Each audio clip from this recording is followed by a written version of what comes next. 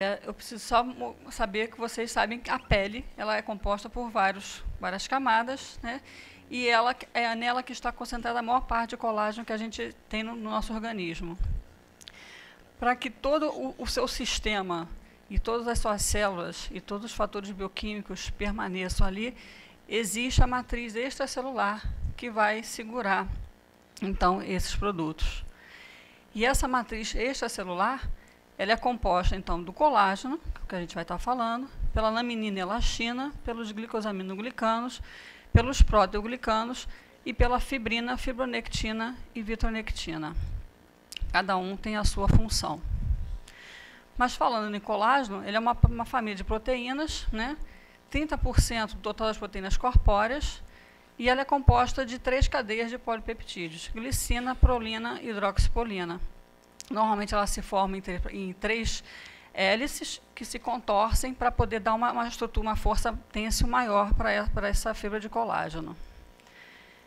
Ela, então, ela é uma proteína fibrosa, estrutural, que vai conferir resistência e tensão aos tecidos, vai promover adesão e migração celular, vai organizar a matriz extracelular e vai fixar as células do tecido conjuntivo. Existem aproximadamente 18 tipos de colágeno no organismo, né? E a maior parte do colágeno existente no organismo é do tipo 1. Então, aqui tem alguns dos colágenos existentes, mostrando que eles estão presentes em vários locais. Pele, tendão, cartilagem, membranas, músculos, né? E na esclerótica, em vários órgãos do nosso corpo, o colágeno está presente. O colágeno, ele, quando no processo de cicatrização, ele é formado normalmente, né, para haver um reparo na área que foi lesada. E esse colágeno, quando chega a um determinado ponto do processo, ele também precisa diminuir esse processo de produção dele. E é uma enzima que vai fazer isso, né? Um conjunto de enzimas que são a matriz de metaloprotease que vai ter essa função. Quem são essas matrizes de metaloproteases? As colagenases, as gelatinases e as proteases séricas, no caso a elastase.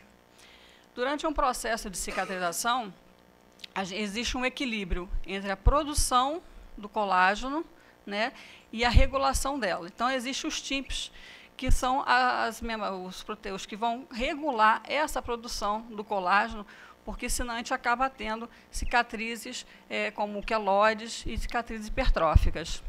Então, para que o processo ocorra da melhor forma possível, deve existir um equilíbrio entre a produção e a degradação desse colágeno. Essa família, né, de matriz de metaloprotease, elas são responsáveis por degradar todos os componentes da MEC. Tá? Então, a gente, inclusive, tem, em determinado tipo de feridas, como úlceras venosas, pés diabéticos, algumas matrizes de metaloprotease que são mais evidentes, que aparecem mais, que são a MPP2 e a MPP9, além da elastase. Né? Isso já foi evidenciado em vários estudos, né, que comprovam a presença maciça desses elementos. Então, com essas imagens que vocês estão vendo aqui, são justamente imagens dos TIMPs, que são os inibidores teciduais, onde existem apenas 4 TIMPs e mais a macroglobulina alfa-2, que são responsáveis para poder fazer essa regulação das metaloproteases, apesar de a gente ter um número muito grande de metaloproteases, mas então cada TIMP atua em mais de uma metaloprotease para poder fazer esse controle. Se eu tiver uma quantidade excessiva de metaloprotease, eu não tenho um processo de cicatrização adequado, né? Eu não vou conseguir fechar essa ferida. Se eu tenho uma diminuição, um excesso de TIMPs, eu vou acabar tendo as cicatrizes hipertróficas e queloidianas. Em função disso, já existe consenso internacional, né, em várias línguas, né, da função das proteases no diagnóstico de feridas. E eles vêm dizendo que, coloquei alguns tópicos que eles comentam, que a atividade das proteases é uma parte especial do processo de cicatrização E, uma vez fora de controle, né, e sem o controle, essas proteases podem causar os danos suficientes à matriz extracelular e aos fatores de crescimento. Se a gente pensar em processo de cicatrização, a gente fala muito em processo de cicatrização, mas tem muita coisa envolvida dentro desse processo que a gente não vê macroscopicamente. E os fatores de crescimento são muito importantes também para que esse processo ocorra da melhor forma. Então, o excesso de proteases também altera e também degrada os fatores de crescimento e os seus receptores, além dos tecidos normais. E, atualmente, se sabe mais das proteases do que qualquer outro marcador bioquímico implicado na cicatrização. Então, hoje, você conseguir saber, de repente, um nível de metaloprotease que se encontra na ferida é um marcador bioquímico para você saber se essa lesão ela está em condições de seguir em frente, né, no seu processo normal, ou se ela vai ficar impactada naquele momento pelo excesso das MMPs.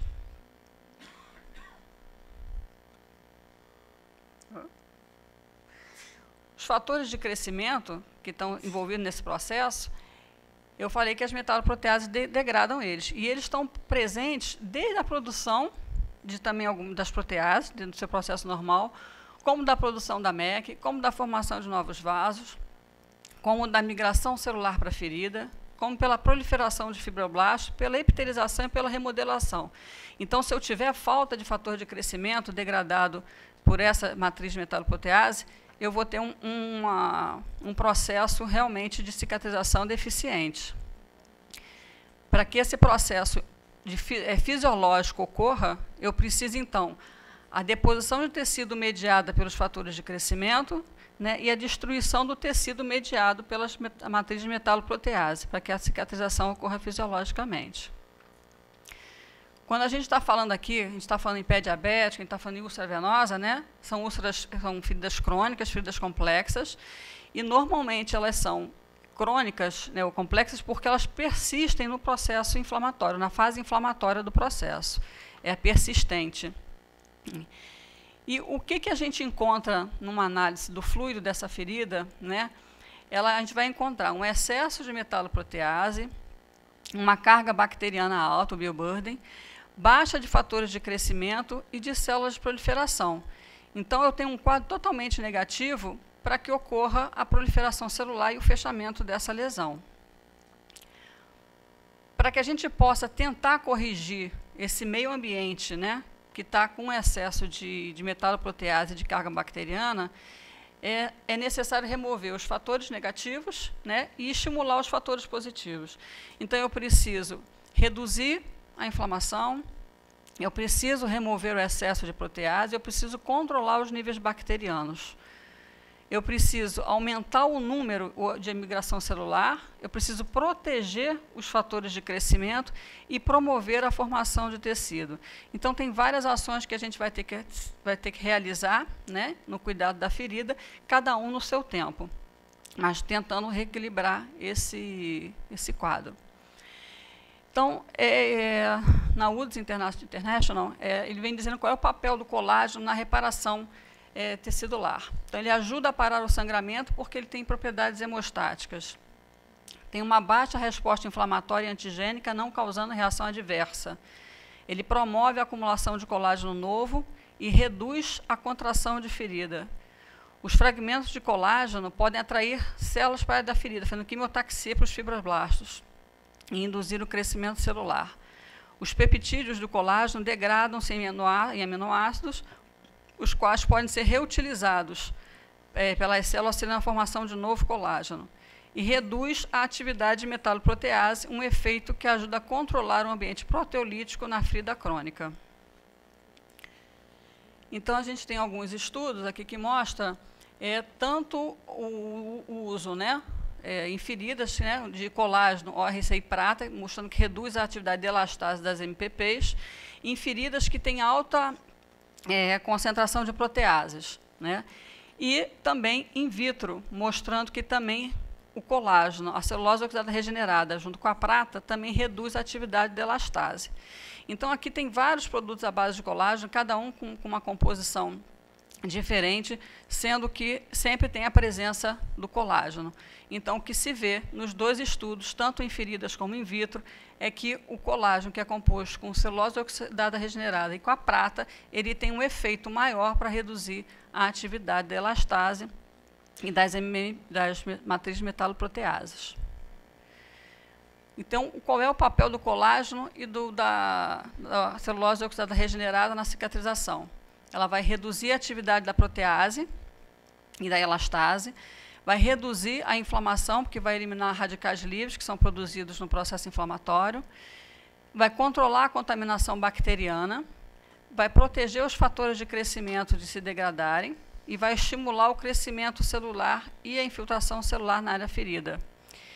E, além disso, ele também, segundo outro estudo, diz que a combinação do colágeno com celulose oxidada regenerada é a mais eficaz na redução dos níveis de proteases do que cada componente por si só. Então, se eu também fizer a comparação de um produto só com colágeno, um produto com colágeno e iorque, um produto com colágeno e prata, um produto com colágeno e alginato, se você fizer, e cada um sozinho, o que tem mais benefício em controlar a matriz de metaloprotease é colágeno, ORC e prata. Vários estudos aqui mostrando, falando sobre o uso de colágeno em úlceras diabéticas, em úlceras venosas, em úlceras por pressão. E quando é o momento de eu utilizar um produto à base de colágeno? A gente está falando aqui que uma das principais funções de coberturas com a base de colágeno é o controle da matriz de metaloprotease. Então, o consenso ele fala que é o estado atual dos conhecimentos sobre a função das proteases na cicatrização retardada, sugere que toda ferida não infectada que está estagnada ou que está com cicatrização lenta, é um paciente para ser avaliado, e se o seu tratamento está acompanhado de todos os padrões de qualidade, quer dizer, tudo que pode ter sido feito para acompanhar esse paciente para uma cicatrização, se tudo foi feito e essa ferida continua estagnada, seria a hora de você utilizar um produto à base de colágeno. Tá? Porque, e o ideal seria que tivesse a avaliação da quantidade de atividade das proteases no leito dessa ferida. Então, muitas vezes, a gente vê uma lesão com um tecido granulado, bonito, mas no seu acompanhamento você vê que ela não está progredindo. Então, na falta de outro momento que você diga, realmente não tem infecção, não tem nada que esteja atrapalhando esse processo, seria um momento de você estar utilizando esses produtos. Então, em úlcera venosa, você também pode estar associando esses produtos à terapia compressiva. Em pé diabético, tem vários estudos que mostram, principalmente nas úlceras neuropáticas, que tem um grande percentual de melhora e de cura dessa lesão, e também você pode estar preenchendo cavidades com esse produto. A maior parte dos produtos que existem no mundo à base de colágeno, eles são em apresentação de placas, eles são indicados para estar sendo utilizados em lesões que têm algum tipo de exudato, porque ele precisa da umidade para poder se transformar em gel e aí sim começar a utilizar. Se for uma lesão seca, mas que tem indicação, você pode umedecer com soro fisiológico, pequena quantidade, só para ele começar a se transformar em gel e ele começar a ter, então, a sua ação. Então, a lesão tem que estar livre de infecção, tem que fazer a limpeza de acordo com o protocolo institucional, desbridamento, caso necessário, a lesão deve estar limpa, sem necrose ou esfacelo. Você só começa a reparar a redução do tamanho da ferida depois de 7 dias. Tá? Antes disso, você está reequilibrando o meio ambiente da ferida. Existem trabalhos que falam que você, com o uso de colágeno em úlcera venosa, que com 12 semanas, se você até 12 semanas você já não começa a ter úlceras de longa data, se você não começa a ter 50% ali de redução, talvez exista mais alguma coisa que você tenha que ser realizado ali para que essa úlcera realmente venha a fechar. Como em pé diabético também tem trabalhos focando nesse tempo de uso do produto. E as trocas depende do volume do exudato, né? Mas o tempo, dependendo de cada laboratório que tem colágeno, curativos com colágeno, ele pode oscilar de 3 a 7 dias. Né? Porque ele se transforma em gel. Por ele se transformar em gel, ele desaparece desse leito da lesão e ele é totalmente absorvido. Então, necessariamente, você não precisaria fazer uma limpeza do leito dessa ferida para colocar outra placa. Você poderia colocar só fazer a limpeza de pele perilesional e fazer a reaplicação. Obrigada.